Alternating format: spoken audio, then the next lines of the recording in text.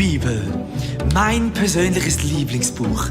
Die Bibel, das Lebenselixier jedes Christen. Die Bibel, die uns Kraft verleiht, die uns aufsteigen lässt. Die Bibel, ich lese die Bibel jeden Tag. Wirklich, wirklich jeden Tag. Die Bibel. Da. Oh.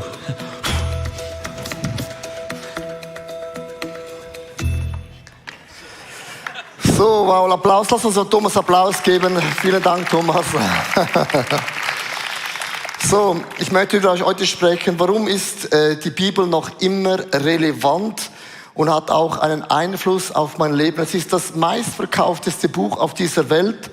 Das meistgedrucktenste Buch auf dieser Welt. Das jedes Jahr gewinnt die Bibel alle Preise, die man nur gewinnen kann. Und ich habe festgestellt, wenn ich die Bibel beginne zu lesen, beginnt die Bibel mich zu lesen. Also wenn ich beginne die Bibel zu lesen, dann beginnt die Bibel mein Leben zu leben. Und Mark Twain hat das folgendermaßen gesagt. Er hat gesagt, ich habe kein Problem mit den Stellen in der Bibel, die ich nicht verstehe. Mit denen hätte ich noch gar kein Problem. Aber ich habe ein Problem mit den Stellen, die ich verstehe, die mein Leben gewaltig spiegelt. Weißt du, wie es dir geht? Und ich habe gelernt durch die Bibel, dass Frauen und Männer Gottes einen großen Glauben entsteht immer ein Produkt von großen Kämpfen. Und große Zeugnisse ist immer ein Resultat von großen Prüfungen, die wir in unserem Leben erleben. Und große Wunder und große Triumphe und große Siege entstehen leider immer nur durch ganz große Prüfungen in unserem Leben. Und wenn du das glaubst, dann sag mal ganz kurz Amen. Amen. Es ist leider so. Ich möchte beginnen mit einem Bibeltext und der macht mir mega Hoffnung. 2. Timotheus 3, Vers 16, da heißt es, denn die ganze heilige Schrift, also er spricht hier alles vom Alten Testament, von den alten Dokumenten ist von Gott eingegeben. Sie soll uns unterweisen, sie hilft uns, unsere Schuld einzusehen, wieder auf den richtigen Weg zu kommen und so zu leben, wie es Gott gefällt. Vers 17 geht es weiter. So werden wir reife Christen und als Diener Gottes fähig, in jeder Beziehung Gutes zu tun. Ist das nicht krass, wenn wir beginnen, die Bibel zu lesen? Du wirst nicht mehr die gleiche Person in deinem Leben sein. Ist jemand happy, so zu bleiben, wie du bist? Ich bin so happy, ich habe einen Gott, der mein Leben von Jahr zu Jahr verändert und ich bin nicht mehr die gleiche Person wie vor 20 Jahren. Amen. Gott macht in uns Veränderung und Wunder an Wunder an Wunder an Wunder an Wunder an Wunder. Come on, lass uns Gott einen Applaus geben. Come on, come on, come on. Auch Microchurch, Applaus. Ich bin so begeistert. So in New York Times, das ist ein ganz bekanntes Magazin, kam zweimal die Frage über die Bibel. Und ich habe ein Bild mitgebracht. Die erste Frage vor ein paar Jahren war gewesen, wie wahr ist dann die Bibel? Also kann man wirklich die Bibel so wortwörtlich nehmen? Und dann ein paar Jahre später kam die Frage, ist die Bibel Fakt oder einfach nur so ein bisschen Fantasie? Und wir haben heute auch in der Kirchenlandschaft eine liberale Strömung, die sagt, man kann nicht alles mehr wortwörtlich nehmen und wenn du dich so fühlst, dann ist es okay, weil du hast dich ja weiterentwickelt und Gott hat sich ja zum Glück auch weiterentwickelt. Hochinteressante Strömung und weiter wie mein Gott, ist vielleicht nicht der gleiche Gott wie dein Gott, mein Gott ist der gleiche gestern, heute und in alle Ewigkeiten. Gott hat sich nicht entwickelt über die Zeiten, sondern Gott ist noch genau der gleiche. Und ich habe zwei Dinge gelernt, als ich zum Glauben kam. Bin ja römisch-katholisch aufgewachsen, betone ich immer wieder. Ich habe keine Kirchenverletzung hinter mir, sondern ich kannte die Bibel schon gar nicht so. Zwei Dinge habe ich gelernt. Ich ändere nie Gott in seinem Wesen. Mache ich nicht. Zweitens, ich werde nie die Bibel in der Art und Weise inspiriert, nur in irgendeiner Art und Weise in Frage stellen, nur weil wir uns weiterentwickelt haben. Diese zwei Dinge sind das Fundament von meinem Leben. Darum bin ich so begeistert über die Bibel. Ich möchte euch mitnehmen und ihr müsst heute recht gut ready sein. Ich werde euch jetzt einfach mal 20 Minuten mal reinballen. Slides an Slides, Wort für Wort, Grafik für Grafik, um euch zu beweisen, wieso, dass ich glaube, dass die Bibel in der Art und Weise relevant ist, inspiriert ist und noch immer lebensverändernd sind. Also man sagt im Flugzeug, fasten your seatbelts, liebe Frauen und Männer, Microchurch online und auch live. Ich werde euch einfach so eine geballte Ladung von Fakten bringen und du wirst merken, ey, Gott überlässt doch nicht seine Geschichte einfach dem Zufall. Also wenn ich Gott wäre und ich kenne euch und uns Menschen, dann ist der Gott doch nicht so doof und denkt, okay, ich habe nur einen Plan, das sind die Menschen, die werden es nicht verkacken. Gott hat immer im entscheidenden Moment Frauen und Männer ausgewählt, um seine Briefe, um seine Dokumente, um seine Geschichte für Tausende von Jahren unverfälscht den Menschen weiterzugeben, dass du lesen kannst. Wir haben einen wunderbaren Gott im Himmel. Er hat uns kreiert, gewollt, erschaffen, Fähigkeiten gegeben und unser Gott, und das ist mein springender Punkt, kommt immer zum Ziel, weil Gott ist Gott und wir sind das nicht. Also beginne ich mit dem Fakt Nummer 1. Ich kann der Bibel vertrauen, weil sie ist historisch dermaßen präzise. So, man hat ja, ganz früher hatte man ja keinen Computer, keinen Laptop und auch kein TikTok, sondern man hatte so Papiere, Pergamus gehabt und man hat da alles aufgeschrieben von Moses, von Genesis. Und das Problem war gewesen wie im Papyrus, die sind nicht lange haltbar. Also man musste die Papyrus immer wieder neu schreiben, weil sie konnte nicht haltbar bleiben. Und jetzt sagen natürlich Leute, ja, das ist hier genau der Punkt. Also kennst du das Push-Telefon? Wenn ich dir sage, Mailand, kommt hinten raus Thailand. Du sagst, nein, nicht Mailand, ich habe Thailand gesagt. Oder wie auch immer. Und Leute sagen, ja, aber genau, wenn man abschreibt und abschreibt und abschreibt, geschehen ja Fehler. Gott ist doch nicht so doof und überlasst es einfach unseren Fehlern, sondern Gott hat Masoreten auserwählt, das waren Frauen und Männer, die hatten eine Leidenschaft, das waren die Wächter von den Schriften.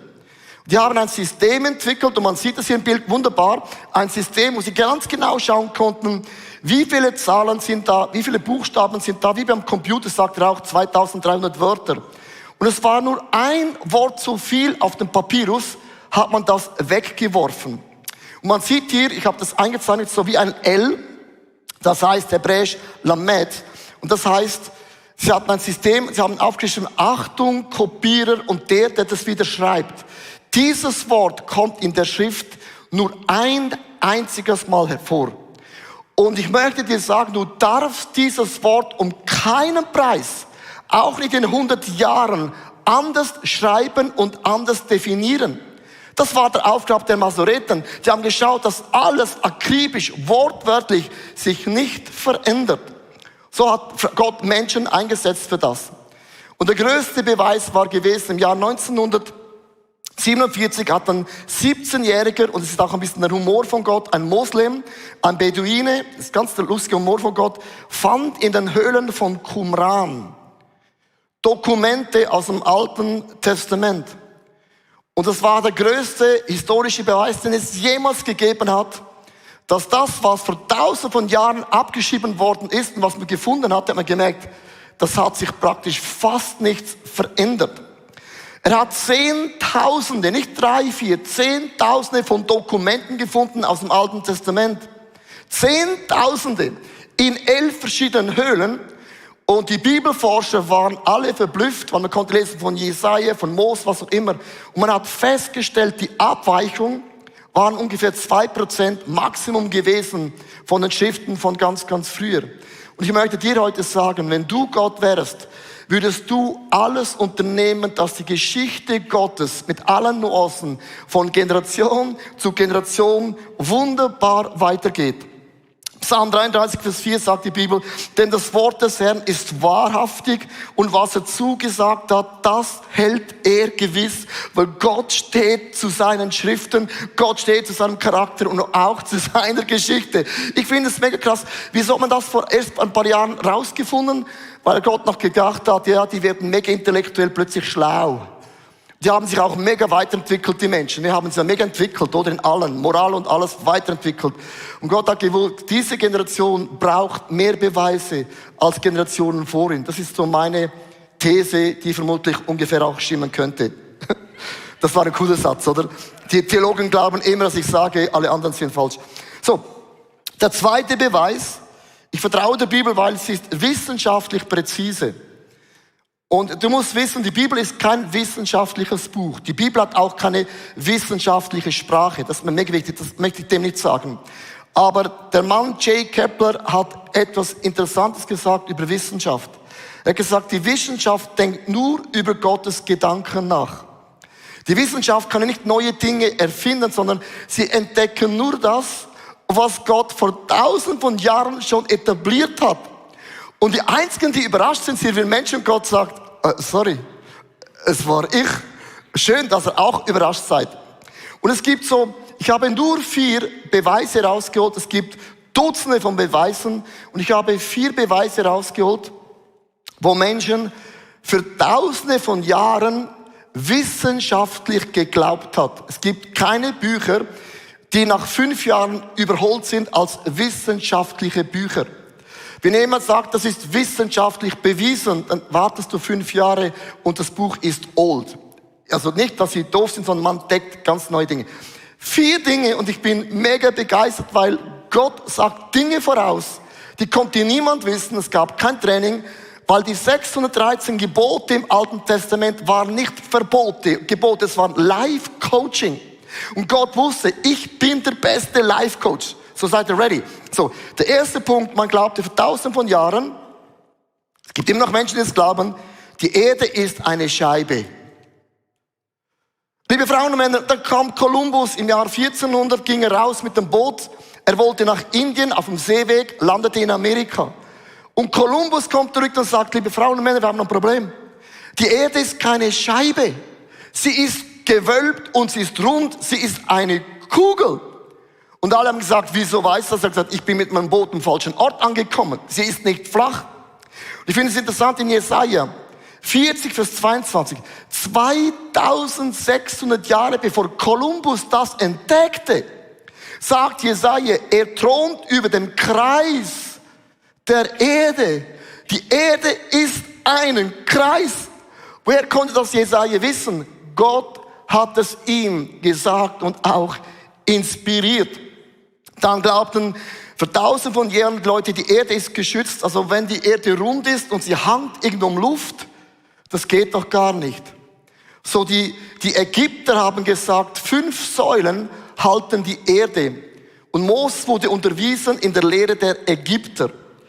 Die Griechen haben geglaubt, der Atlas, das ist so ein Gott, der Gott vom Atlas, er hält die Erde auf seinem Buckel.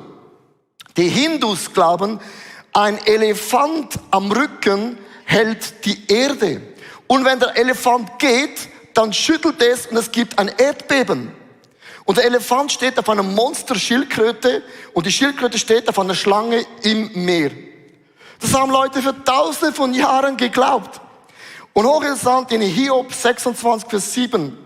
Gott spannt den Norden aus über dem Leeren und hängt die Erde über dem Nichts. Hey, ich bin begeistert, wie Gott Frauen und Männer eine wissenschaftliche Inspiration gibt, die heute für uns alle völlig logisch ist. Da man hat vor tausenden von Jahren geglaubt, man kann die Sterne zählen. Also jeder, der schon mal im Engadin in der Schweiz gewesen ist, viel Spaß beim Zählen der Sterne. So im 150 Jahre vor Christus hat Hierapius hat gezählt und er kam genau auf 1022 Sterne. Und 300 Jahre später sagte Ptolemäus, ich habe nochmals nachgezählt, sorry, es sind 4 mehr. Und 300 Jahre später hast du gesagt, wow, wissenschaftlich bewiesen. Und Gott denkt, ihr seid doch alles Pflöcke. Weil in Jeremia 33, Vers 22 steht, wie das Heer des Himmels nicht gezählt und der Sand des Meeres nicht gemessen werden kann, so viel mehr ist die Sterne in der Galaxie, man kann es gar nicht zählen. Wieso haben sie das gewusst? Gott hat sie inspiriert durch den Heiligen Geist und niedergeschrieben. Also die Bibel war wissenschaftlich schon allen Leuten mega voraus. Und jetzt kommt für mich das krasseste Argument und das habe ich da die Hühnerhaut. Vor tausenden von Jahren glaubten die Menschen, eine Seuche kann man nicht stoppen. Eine Seuche kann man nicht stoppen. Gott gab 613 Gebote in den alten Schriften. Gott hat zum Beispiel gesagt, wenn ihr eine tote Person anlangt, müsst ihr die Hände waschen. Und früher hatten sie eine tote Person beerdigt und dann im gleichen Atemzug ein Kind auf die Welt gebracht, ohne die Hände zu waschen. Und du würdest sagen, geht's dir noch? Und Gott hat gesagt, wenn ihr eine tote Person anrührt, dann reinigt eure Hände. All die Reinigungsgebote, liebe Frauen und Männer, ist heute wissenschaftlich völlig logisch, dass man das so macht. Im Mittelalter gab es die Beulenpest, das war der schwarze Tod, das war eine Pest. 1/4 der Menschen in Europa starben. Man spricht zwischen 30 und 50 Millionen Europäer starben an der Beulenpest. Die haben in einem Haus gewohnt, da war jemand krank, jemand war gesund und das war nahtlos und man hat nicht gewusst, wie kann man diese Seuche stoppen. Hey, liebe Frauen und Männer, ich bin scheiße nochmal begeistert. Weil die Europäer haben gesehen, dass die Juden werden nicht krank. Schon im Alten Testament, das Volk Gottes war gesünder, erfolgreich als alle anderen. Das haben Leute gesehen. Und im Mittelalter haben wir gesagt, die Juden sterben nicht. Die haben das Problem nicht. Und dann hat man gesagt, die Juden haben etwas in das Wasser gelehrt, dass wir krank werden. Und haben Juden umgebracht, sogar in Basel hat man Juden umgebracht. Man sagt, ihr seid schuld für diese Seuche. Und was war der Unterschied von den Juden zu den Europäern? Ganz einfach, die haben die Schriften aus dem Alten Testament gekannt. Es heißt in 3. Mose 13, Vers 14, so soll der Priester den Betreffenden für 7 Tage in eine Quarantäne, abgesondenen Ort schicken. Die Quarantäne, liebe Frauen und Männer, hat Gott schon vor Tausenden von Jahren eingeführt. 7 Tage musstest du in die Quarantäne gehen. Keine Idee von Berset und auch nicht von Deutschland. Und wenn du nach 7 Tagen noch immer krank gewesen bist, hat der Arzt gesagt, nochmal 7 Tage. Man hat die Menschen mit Aussatz abgesondert. Und das haben die Juden gewusst. Nur die Europäer haben gesagt, wir sterben lieber, weil das Alte Testament ist für uns keine Bedeutung mehr. Wir leben im neuen Bund. Ich mache Boxen auf, ich sag's dir. Hey, es ist so crazy. Lass uns Gott einen Applaus geben, ich bin mega begeistert. Wirklich, it's crazy. Das sind nur 4 Beispiele. Ich möchte weitergehen. Ich kann der Bibel vertrauen, weil sie ist thematisch einheitlich. Jetzt müsst ihr mal vorstellen, dieses Buch hat 66 Bücher, 40 Autoren, in 3 verschiedenen Kontinenten geschrieben worden, eine Zeitspanne von mehr als 1400 Jahren. Die haben sich nicht gekannt. Die konnten nicht abschreiben. Der Koran wurde von einer Person geschrieben, von Mohammed. Der Buddha hat ein Buch geschrieben, es war ein Schreiber, der Buddha. Der Konfuzius hat ein Buch geschrieben und er hat es auch selber geschrieben. Also alle Bücher, die man hat eine Person geschrieben. Und Gott hat gesagt, ich ziehe alles Frauen und Männer zusammen, die sie nicht gekannt haben, um das zu dokumentieren, den Charakter und die Art und Weise, wie unser wunderbarer Gott im Himmel ist. Und ich finde das absolut spektakulär. Gott hat Fischer gebraucht, Gott gebraucht die Könige, Propheten, Priester, Zöllner, Gott hat das ganze Repertoire gebraucht. Sie haben es geschrieben in den Höhlen, auf dem Boot, in den Gefängnissen, in der Wüste. Die Orte waren total alle verschieden. In Johannes 5, Vers 39 heißt es, ihr durchforscht die Heilige Schrift. Achtung, er spricht von den alten Rollen, gell? Ihr durchforscht all die alten Rollen, weil ihr meint, in ihr das ewige Leben zu finden ist. Und tatsächlich weist gerade sie auf mich hin. Ist das nicht amazing? Liebe Frauen und Männer, jetzt kommt ja die Frage, aber wie ist dann die Bibel entstanden? Also wer hat dann sagen können, was kommt in dieses Buch? So, ihr müsst verstehen, geschichtlich, die alten Schriftrollen, ich nenne es das Alte Testament, obwohl es ja nicht so heißt, 200 Jahre bevor Jesus kam, hat man die alten Schriftrollen zu einem Buch zusammengestellt. Der Kanon von den alten Schriftrollen waren definiert. Und die ersten Kirchenväter haben nichts Neues geschrieben. Sie haben gesagt, also das ist unser Fundament, die alten Schriftrollen.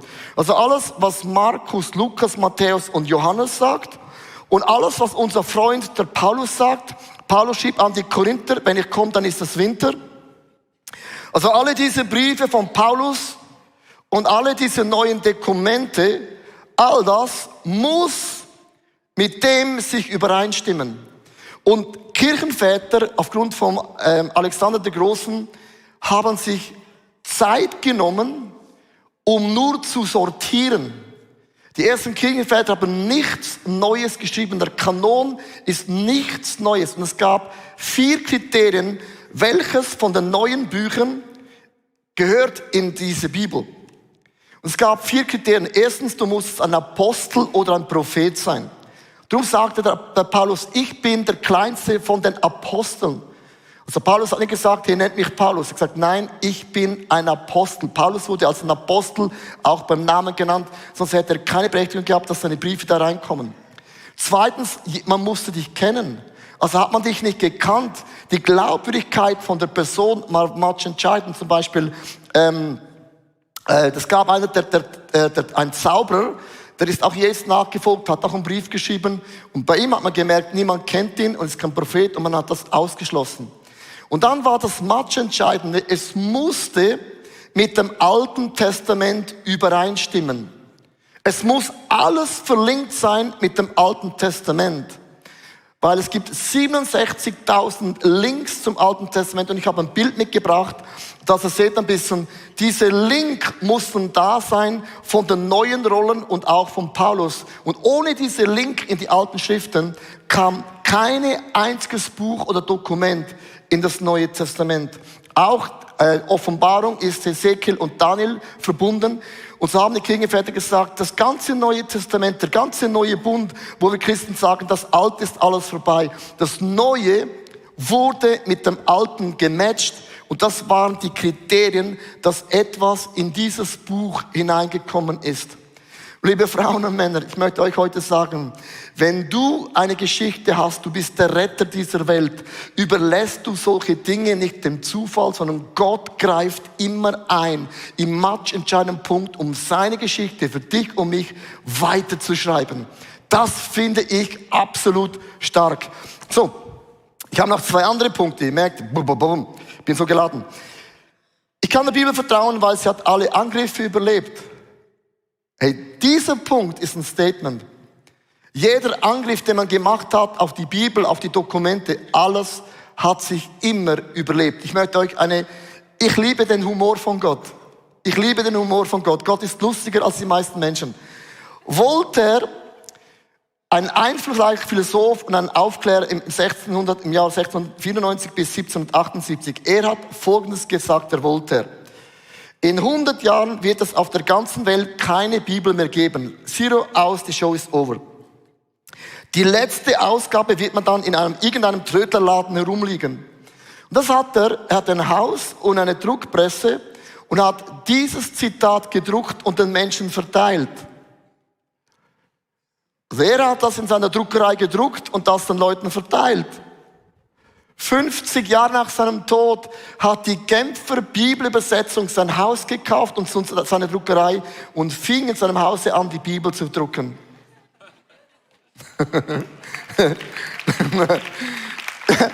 Ich liebe Gott, ich liebe Gott. Sorry für mein Wort. Du kannst Gott nicht verarschen. Er ist größer. Hey, sorry. Ich finde es so krass. Und jetzt überlege mal ganz genau nach.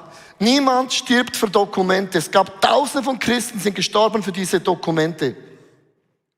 Wenn die Bibel ein Märchen wäre, warum ist es ein Problem, die Bibel mitzunehmen in die Malediven? Wieso darf man die Bibel nicht mitnehmen nach China? Wieso musste man Bibel schleppen nach Russland?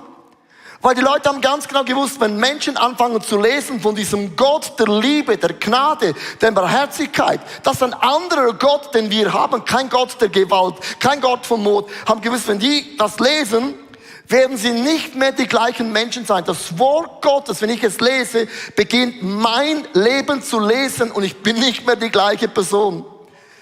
Ich bin 18 Jahre jung gewesen, zwar vor 5 Jahren. So, bin ich mit Continentals unterwegs gewesen, in so einer Band. Wir waren in der DDR. Ich habe noch die DDR erlebt. Und wir haben Bibeln geschmuggelt. Und ich vergesse nie mehr den Tag, wo wir standen an der Grenze. Alle mussten raus. Und die Polizei haben alles durchwühlt und haben die Kiste mit der Bibel nicht gefunden. Und ich habe mir gedacht, warum darf man keine Bibel schmuggeln? Weil alle wissen, wer dieses Buch liest, der ist nicht mehr die gleiche Person. Und wir sagen, ja, die Bibel, das kann man nicht mehr so ernst nehmen, ein Märchenbuch. Niemand stirbt für eine Lüge. Und niemand sagt, es ist verboten, die Bibel zu bringen, weil Leute wissen, das Wort Gottes verändert unser Leben. Matthäus 24, Vers 35. Himmel und Erde werden vergeben, meine Worte aber haben für immer Bestand. Das Wort Gottes, der Charakter Gottes hat sich nicht geändert. Ich ende mit dem letzten Argument. Ich kann der Bibel vertrauen, weil sie hat eine transformierende Kraft. Wenn ich die Bibel lese, sie lässt mich nicht mehr so weiterleben, wie ich bin. Sondern sie deckt Dinge in meinem Leben auf, die waren schon immer da, aber ich sehe sie im Lichte der Bibel und im Lichte von diesem Kreuz, als Jesus Christus für mein Leben starb. Und jetzt kommt für mich ein absoluter krasser Bibelvers, den ich so liebe, Johannes 7, Vers 38. Wer an mich glaubt, hört zu, wie die Schrift sagt, die alten Rollen aus dem alten Bund. Aus dessen Leib werden Ströme des lebendigen Wassers fließen. Das bedeutet, wenn ich beginne, Jesus Christus nachzufolgen, beginne dieses Wort zu lesen, beginnt dieses Wort mein Leben zu lesen und ich werde nicht mehr die gleiche Person sein. Als ich mit 18 Jahren zum Glauben kam, und ich habe nie die Bibel gelesen, man muss auch nicht gläubig werden wegen der Bibel. Und das Christentum ist nicht entstanden wegen der Bibel, sondern die Bibel ist entstanden wegen dem Christentum. Die Auferstehungskraft von Jesus Christus, die wohnt in dir und mir. Und wenn du beginnst, die Bibel zu lesen, du bekommst einen neuen Mindset über dein Leben. Und ich habe eines gelernt, durch die Bibel. Ich habe einen Hirte und der führt mich. Er ist der Weinstock und ich darf seine Rebe sein. Er ist mein Töpfer und er formt und prägt mich und schaut mich mal an. Was für ein schönes Töpfchen.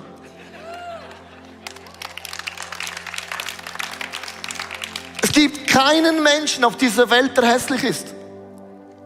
Darf ich dir was sagen? Du bist wunderschön. Sagt, ja. Aber ich habe die Chronik bekommen, the most beautiful girl of Germany. Die Sünde differenziert. Sünde macht, dass sie sagen, wichtig, unwichtig. Berühmt, unberühmt. Schön, hässlich. Reich, oh, super arm. Gott kennt diesen Maßstab nicht. Gott schaut uns alle an und sagt, ihr seid mein Meisterwerk. Es gibt keine Person, wo Gott sagt, oh meine Güte, das ist total misslungen. Es tut mir mega leid. Kannst nicht mehr rückgängig nehmen. Ich hoffe, du lebst auch nicht 100 Jahre. Jetzt bin ich provokativ. Das würde Gott nie sagen. Gott jubelt jeden Tag, sagt die Bibel, wenn er an dich denkt. Weißt du, wie oft fühle ich mich down, wenn ich am Morgen früh aufstehe und denke ich komme fast nicht auf dem Bett und schaue in den Spiegel und denke, was soll die Kacke? Ohne Scheiß, so fühle ich mich oft. Und dann sagt Gott zu mir, jeden Tag jubelt der ganze Himmel über deinem Leben. Und wer lässt dir einsagen und einrufen, dass du nicht fähig bist? Dieses Buch, wo ich aufschlage, spiegelt mich und macht mir bewusst, dass wenn ich glaube, werden sich Berge bewegen. Wenn du betest, werden Stürme gestillt.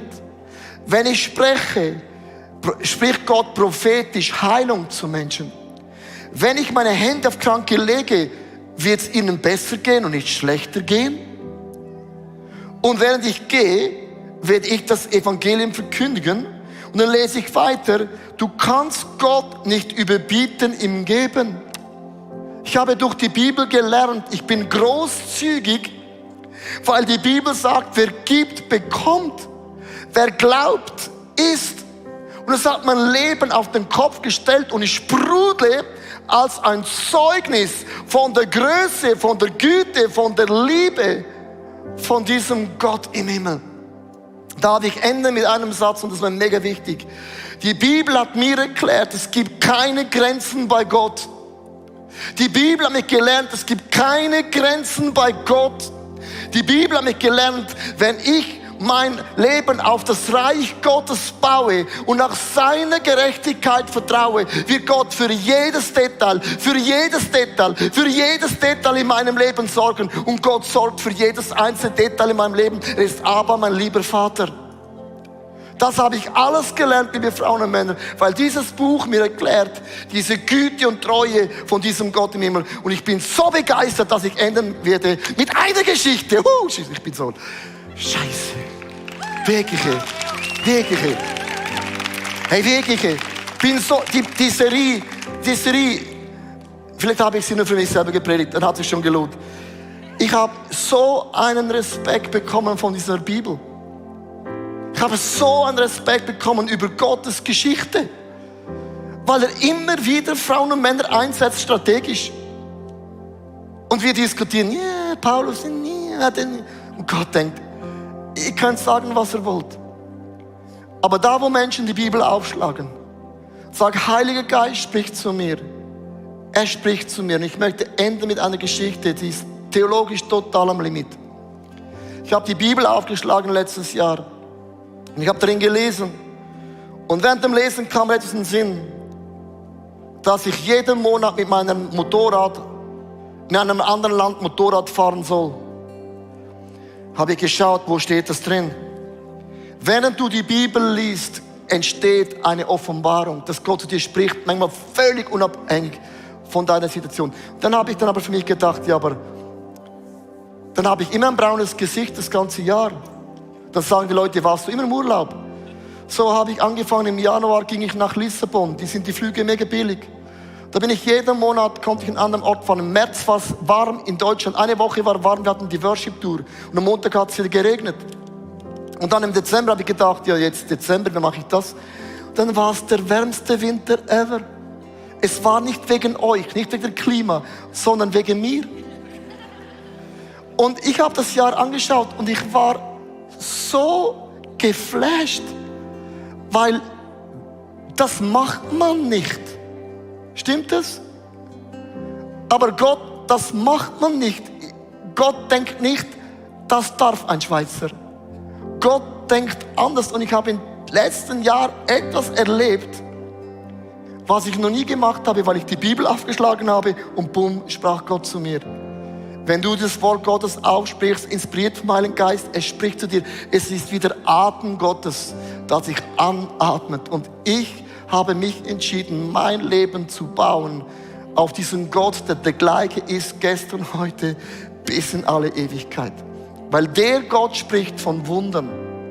Ich hoffe, dass die Predigt zu dir gesprochen hat und du mega viel mitnehmen kannst für deinen Alltag, damit wir am Herzen von Jesus jeden Tag einfach so nahe sind und mega viele coole Dinge mit Jesus erleben werden. Wir möchten gerne mit dir in Kontakt treten und sagst, hey, ich habe Fragen, ich habe Anliegen, ich möchte mich gerne bei euch irgendwo integrieren, dann melde dich einfach bei uns, weil ich glaube, effektiv im Leben mit Jesus ist es so cool, gemeinsam unterwegs zu sein. Ja, unsere Leidenschaft ist es, dass wir Menschen positiv aufblühen sehen durch die Kraft von Jesus Christus und sehen, wie sie auch ihr Umfeld verändern. Und wir laden dich von Herzen ein, Teil von dieser Vision zu sein. Wir haben Hunderte von Mitarbeitern, Menschen, die unsere Kirche unterstützen mit Gaben, Fähigkeiten und auch mit unseren Finanzen. Und ich danke dir von ganzem Herzen, wenn du ein Teil von dieser Vision bist, auch mit deinen Finanzen. Ja, abonniere doch unseren Kanal, damit du immer den neuesten Content bekommst und informiert bist, was Gott alles macht durch unsere Church. Und es würde uns mega, mega freuen. Also bis zum nächsten Mal. God bless you und ciao zusammen.